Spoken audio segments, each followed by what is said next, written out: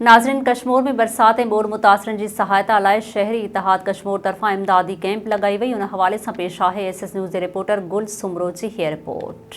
मौजूद आहियूं चौक अलमदार कश्मीर अॻियां चौमासे जी बरसातनि सिंध भर जे कश्मीर में भी तबाही मचाए छॾी आहे, जिते कश्मीर जी इंतज़ामिया बिल्कुलु नाकाम थी चुकी। उते जेके सियासी समाजी तंज़ीमनि पंहिंजो पाण मल्हाए, अहिड़ी तरह शहरी इतिहाद कश्मीर कैंप मददगार हथ हेठि जेके बरसात ऐं ॿोड़ मुतासिर माण्हू आहिनि, लगातार गुज़िरियल 3 ॾींहंनि खां हिननि जी ही कैंप जारी आहे, जिते रोक रक़म राशन खाधे पीते जो सामान ऐं कपिड़नि जी डोनेट करे बरसात मुतासिर माण्हुनि खे हक़दार माण्हुनि खे वञी घर घर पहुचायो। अचो त असीं शहरी इतिहाद कश्मीर जी इंतज़ामिया सां ॻाल्हि ॿोल था कयूं त उन्हनि जो हिन बारे सां छा चवणु आहे। जी, मां कश्मीर जे सभिनी मुखिया दोस्तनि जो शुक्रगुज़ार आहियां। अॼु मुसलसल 3 ॾींहं असांजी कैंप ते उन्हनि भरपूर असां सां ताउन कयो आहे, सहकार कयो आहे।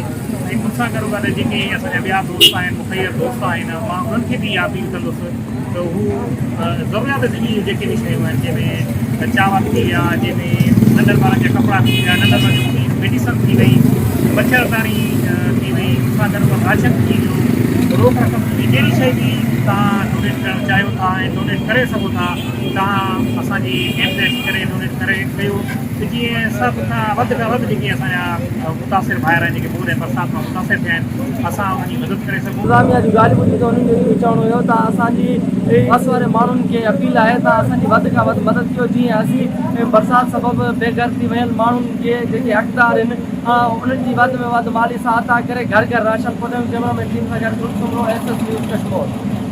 नाज़रीन, वधीक ख़बरुनि ऐं अपडेट्स जे लाइ ॾिसंदा रहो SS न्यूज़ वेब चैनल। असांजे चैनल खे लाइक ऐं सब्सक्राइब करणु न विसारींदा।